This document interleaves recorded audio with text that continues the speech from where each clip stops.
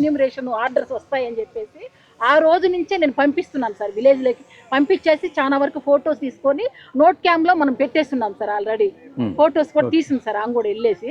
అది సార్ మీరు చెప్పంగానే ఇప్పుడు ఆర్డీఓ గారు కలెక్టర్ గారు మాట్లాడారు పొద్దున్నే, మొత్తం ఎన్యూమరేషన్ స్టార్ట్ చేయమన్నారు.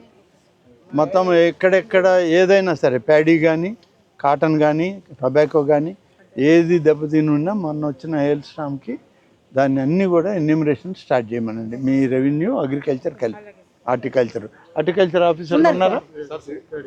మీరు ఉన్నారు కదా. ఎన్యూమరేషన్ ఎక్కడ మిస్ కాకూడదు, ఏ ఒక్కటి కూడా మిస్ కానికుండా మొత్తం ఎన్యూమరేషన్ చేయండి.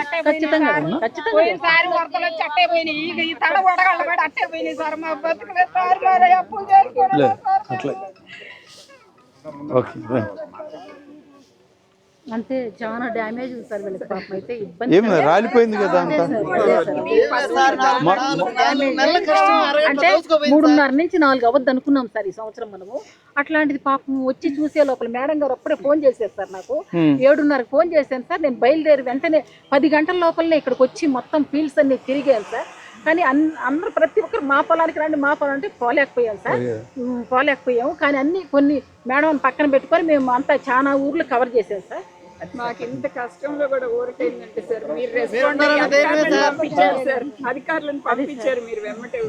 మా జేడీఏ మేడం గారు కూడా వెంటనే వెళ్ళిపోండి అని చెప్పేసి పంపించేసారు. ఆ రోజు ఉగాది అయినా కానీ అంతా వచ్చాను సార్.